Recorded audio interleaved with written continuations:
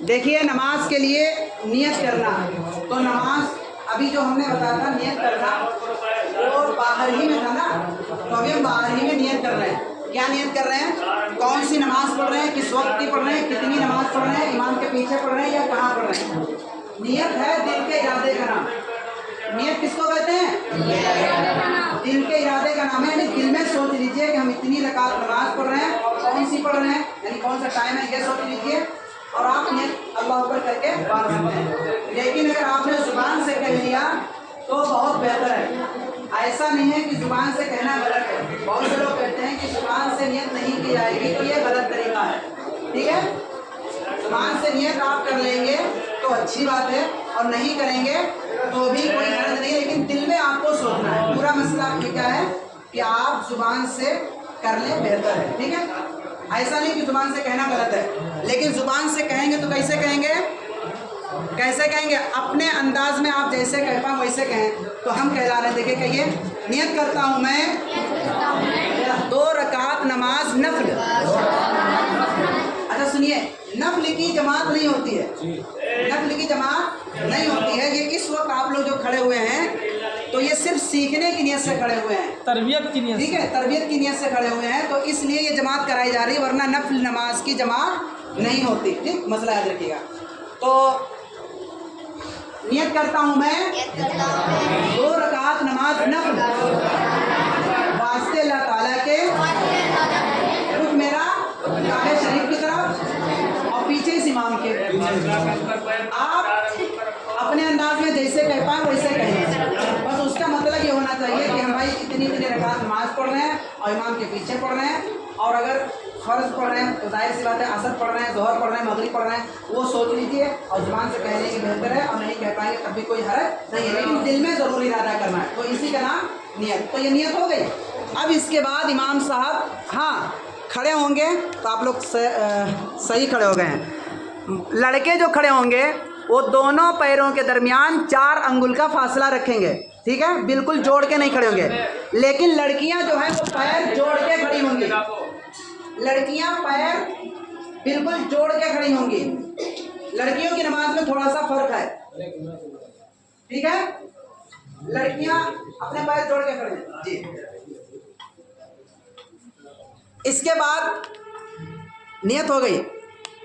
अब नियत बांधी जाएगी, तकबीर तहरीमा कही जाएगी जो कि फ़र्ज़ है। तकबीर तहरीमा जो पहली तकबीर होती है उसे तकबीर तहरीमा कहते हैं, वो फ़र्ज़ है। कहाँ तक हाथ उठाए जाएंगे?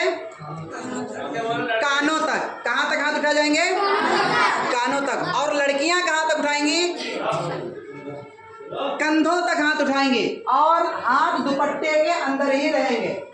लड़कियों के हाथ यहाँ कानों तक नहीं उठेंगे, ऐसे कंधों तक उठेंगे और हाथ दुपट्टे के अंदर ही रहेंगे। और लड़के जो हाथ बांधेंगे वो कहाँ बांधेंगे? नाफ के नीचे, तोंदी के नीचे।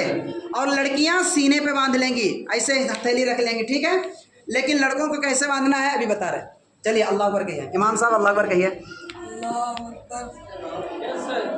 अल्लाहु अकबर। बांध लिए। देखिए दरमियानी 3 उंगलियों को इस तरीके से दाएं हाथ की हथेली बाएं हाथ की हथेली की पुष्ट पे रखना। ये जो बायां हाथ उल्टा हाथ है इस पे ये सीधे हाथ की हथेली को हमें रखना है और उंगलियां अंगूठे से हल्का बना के गट्टे को पकड़ना है और ये 3 उंगलियों को कलाई पे रखना है। और कहाँ बांधना है? कोहनी के नीचे, नाक के नीचे। ठीक है, लड़कियां क्या करेंगी? लड़कियां ऐसे करके बस अपने सीने पे ऐसे हाथ रख लेंगी। लड़कियों की नमाज में औरतों की नमाज में थोड़ा सा फ़र्क है, हदीस से साबित है। ठीक है, आजकल बहुत से लोग कहते हैं कि औरतों की नमाज में फ़र्क नहीं है, वो गलत है। ठीक है, लड़कियों की नमाज में फ़र्क है जी। इमाम साहब अब देखिए क्या पढ़ेंगे सबसे पहले। नियत बन गई, क्या पढ़ेंगे सबसे पहले बताइए सब लोग। चलिए पढ़िए, पढ़ाइए पढ़ाइए पढ़ाइए। सुभान अल्लाह। एक मिनट देखिए, ये कह रहे हैं कि सना, हाथ बांध लिया, कह रहे हैं सना, तो आपको सना नहीं कहना है। देखिए हाथी जीवन में कह रहे हैं सना नहीं कहना है, सुब्हानक अल्लाहुम्मा यहाँ से पढ़ना। कहाँ से पढ़ना है? चलिए हम ही पढ़ा रहे हैं, पढ़िए सुब्हानक अल्लाहुम्मा बिहम्दिका व तबारक अस्मुका व तआला जद्दुका व ला इलाहा गैरुक। जी, अब इसके बाद आप तेज़ आवाज़ में पढ़िए। पहले औज़ु बिल्लाह बिस्मिल्लाह पढ़ेंगे, सना के बाद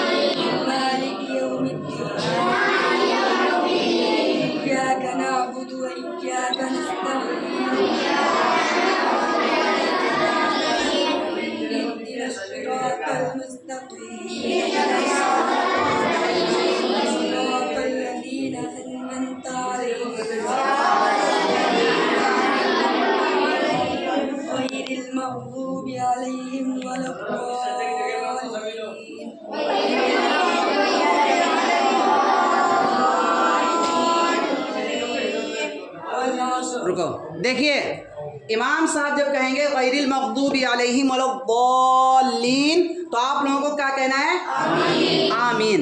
लेकिन तेज आवाज में, आहिस्ता आवाज में? आहिस्ता आवाज में आपको कहना है, ठीक है? आमीन ऐसे आमीन चिल्ला के नहीं कहना है, ठीक है? आहिस्ता आवाज में आमीन कहना है। और इमाम साहब भी कहेंगे आमीन, ऐसा नहीं कि इमाम साहब नहीं, इमाम साहब भी कहेंगे गैरिल मग़दूबि अलैहिम वलद्दाल्लीन। अब आहिस्ता कहेंगे हल्के से, ठीक है जी। अब कोई सूरत मिला है, पढ़िए।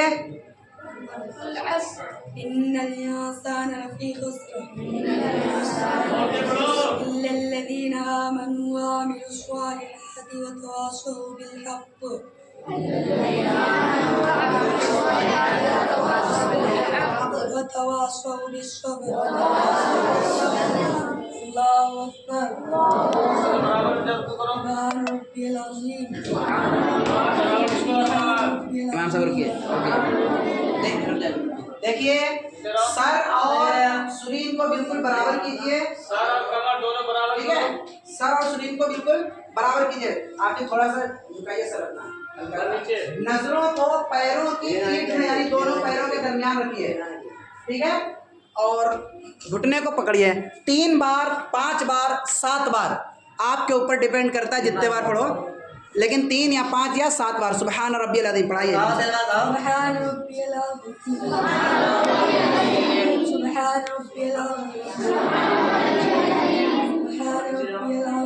चलो बस, हाँ इमाम साहब कहेंगे समी अल्लाहु लिमन हमिदा, तो पीछे वाले क्या कहेंगे? छोटे बच्चे बोले हैं, बड़े नहीं, छोटे बच्चे बोले क्या पढ़ेंगे? रब्बना लकल हम्द। और अगर आप अपनी अकेले नमाज पढ़ रहे हैं तो दोनों कहेंगे समी अल्लाहु लिमन हमिदा रब्बना लकल हम्द, दोनों, ठीक है जी। एक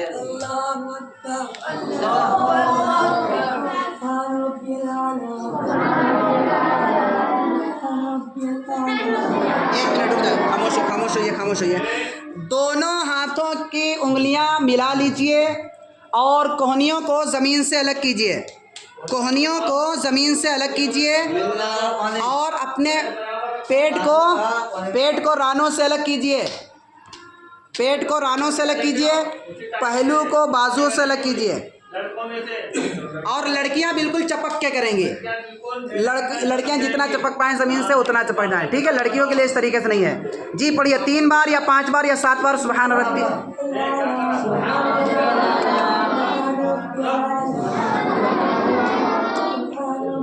जी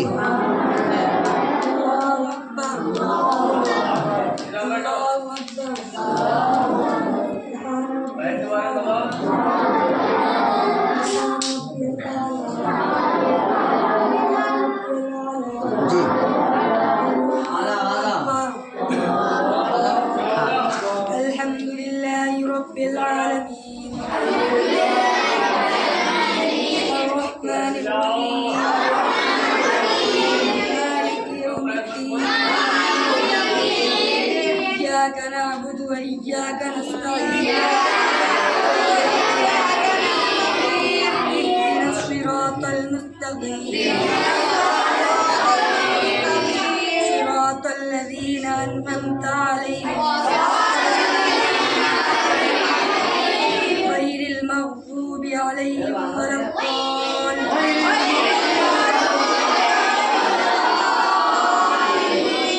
अभी आमीन तेज कहिए क्योंकि सीख रहे हैं इस टाइम तेज कहिए आमीन। إنا أعطيناك الكوثر فصل لربك وانحر إن شانئك هو الأبتر الله أكبر سبحان ربي العظيم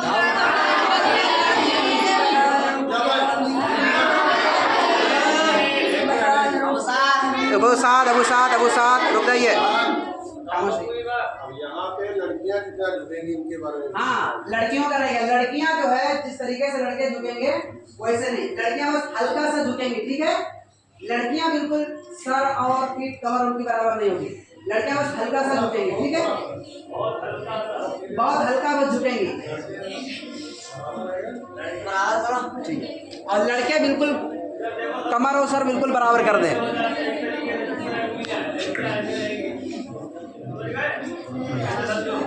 हाँ, ये लड़कियों का रह गया था मसला जी। सुभान रब्बिल अज़ीम, سبحان ربي العظيم चलिए हो गया। समी अल्लाह लिमन हमिदा। سبحان ربي العظيم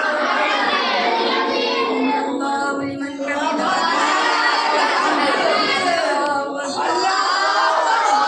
سبحان ربي الأعلى سبحان ربي الأعلى जी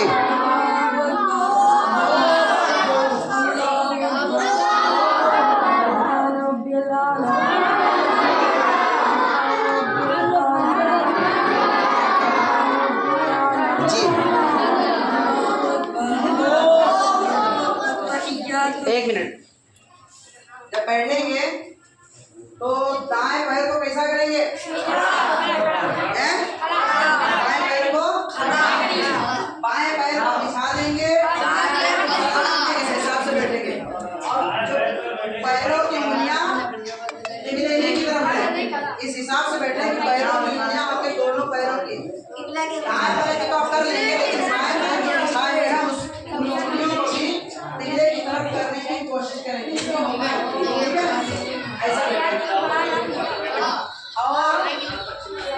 और हाथों को कहाँ रखना है?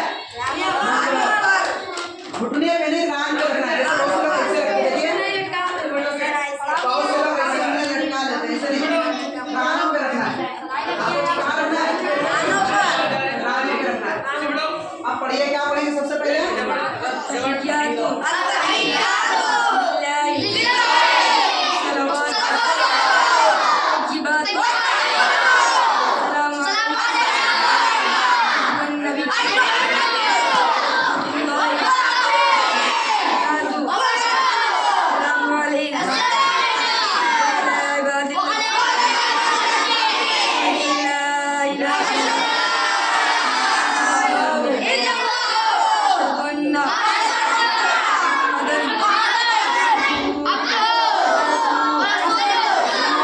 एक मिनट देखिए, जब ये अशहदु अल्लाह कहेंगे तो उसमें क्या करेंगे? ऐसा देखें मेरी तरफ, अशहदु अल्ला इलाहा, अशहदु अल्ला इलाहा पे उठाएंगे और इल्लल्लाह पे ऐसे करके उंगली को गिरा देंगे, बस ऐसे। अशहदु अल्ला इलाहा इल्लल्लाह, इल्लल्लाह पे उंगली को। हाँ, वो एक मसला लड़कियों का रह गया था। लड़कियां ऐसे नहीं रखेंगे जैसे जो है लड़के पैर रखे हैं पीछे। लड़कियां दोनों पैर एक साइड में निकाल देंगी। अपनी अम्मी को पढ़ते हुए देखा ना आज?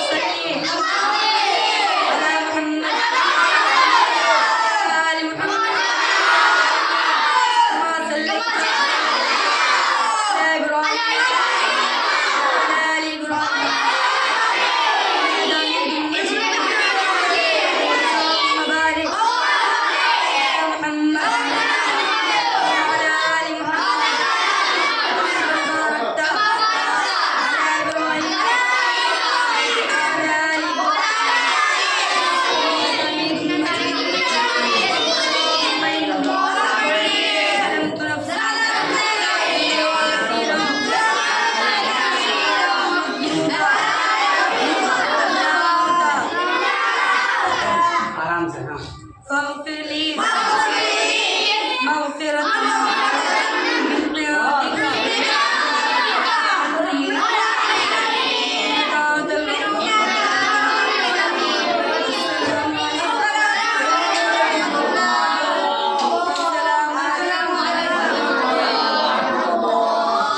जी देखिए, खड़े होने के टाइम पे जिस वक्त आप लोग ऐसे नियत बांध के खड़े होते हैं या रुकू से उठते हैं खड़े होते हैं, तो हमारी निगाहें कहाँ रहें? जहाँ पे हम अपनी पेशानी रखते हैं, माथा रखते हैं, वहाँ पे हमारी निगाहों पर रहना चाहिए, ठीक है। और जिस वक्त हम रुकू करें तो हमारी निगाहें रहें दोनों पैरों के दरमियान में रहें, ठीक है। दोनों पैरों के दरमियान में, पैरों की जो ये पीठ होती है इस पे रहे दोनों पैरों में। और जब सजदा करें तो हमारी निगाहें कहाँ रहें? नाक पे। और जब कायदे में बैठे तो हमारी निगाहें कहाँ रहें? गोदी में, यानी कि ये जो यहाँ पे हाथ रखें दोनों हाथों के दरमियान ऐसे गोदी में रहें, ठीक है। इस तरीके से इसको धोने भी कहते हैं। हाँ, गोदी में या धोने में वहाँ रहना चाहिए, ठीक है। तो इससे नमाज में दिल लगेगा। एक मसला, ये इमाम साहब पढ़ा रहे थे, तेज किरात कर रहे थे, आप लोग भी तेज किरात कर रहे थे पीछे। अगर आप अपनी नमाज पढ़ रहे हैं तो जैसे इमाम साहब ने पढ़ाई है, यानी सूरह फातिहा पढ़ी और उसके बाद सूरत पढ़ी, तो आपको पढ़ना है। अगर आप अकेले पढ़ रहे हैं लेकिन इमाम साहब के पीछे पढ़ रहे हैं तो आप लोग अल्लाहु अकबर करके खामोश खड़े हो जाएंगे, चाहे वो जोहर की नमाज हो, चाहे असर की नमाज हो, चाहे इशा मगरिब कोई भी हो, पांचों नमाजों में से कोई भी हो। इमाम साहब के पीछे आपको ना सूरह फातिहा पढ़ना है और ना ही आपको तिलावत करनी है, ना सूरह फातिहा पढ़नी है ना सूरत पढ़नी है, यानी आपको तिलावत करनी ही नहीं है। इमाम साहब के पीछे बस अल्लाहु अकबर करके आप चुप्पे से खड़े हो जाएंगे, चाहे जोहर नमाज हो, असर मगरिब कोई भी हो। इमाम साहब का काम है पढ़ना, आप लोग बस अल्लाहु अकबर करके ऐसे खड़े रहिए। बाकी जो तकबीरात इंतकाल है, तकबीरात इंतकाल मतलब रुकू से सजदे में जाना या खड़े होकर जो है रुकू में जाना, इसको तकबीरात इंतकाल कहते हैं। ये जो अल्लाहु अकबर कहेंगे, समी अल्लाहु लिमन हमिदा कहेंगे, ये चीज़ तो आपको कहना है। रुकू में रुकू में सुबहान रब्बियल अज़ीम और सजदे में सुबहान रब्बियल आला, ये भी आपको पढ़ना है। और कायदे में बैठेंगे तो भी सब पढ़ना है, सिर्फ किरात आपको नहीं करनी है, ठीक है। ये मसला भी आप लोग याद रखें। जब इमाम साहब के पीछे हो, कोई भी नमाज हो इमाम साहब के पीछे हो, और अगर फर्ज नमाज आप अकेले पढ़ रहे हैं या सुन्नत पढ़ रहे हैं तो फिर आपको किरात करनी है पूरी मुकम्मल। और एक बात और, अगर आप सुन्नतें पढ़ रहे हैं तो अगर 4 रकात वाली है, चारों में हमें सूरह फातिहा के साथ सूरत मिलानी है। 4 रकात वाली सुन्नतें हैं या 3 रकात वाली जिसे जिक्र हैं, तो तीनों में या चारों में आपको सूरह फातिहा के साथ सूरत मिलानी है। लेकिन अगर आप फर्ज नमाज पढ़ रहे हैं, इमामत कर रहे हैं, तो भी अकेले पढ़ रहे हैं तो भी पहली 2 रकातों में सूरह फातिहा के बाद सूरत मिलाएंगे, और आखिरी 2 रकातें या जैसे मगरिब की 3 फर्ज होती है उसमें तीसरी रकात में आपको सूरह फातिहा के बाद सूरत नहीं मिलाना है, ठीक है। बड़े को तो मालूम होगी, छोटे बच्चों को नहीं मालूम है, इसलिए बताना जरूरी है। समझ गया? और जो मसाइल छूट गए वो इंशाल्लाह कभी और आ जाएंगे। बस इस वाले बहुत जल्दी भागने की कोशिश कर रहे हैं। बस आगे जी, और कुछ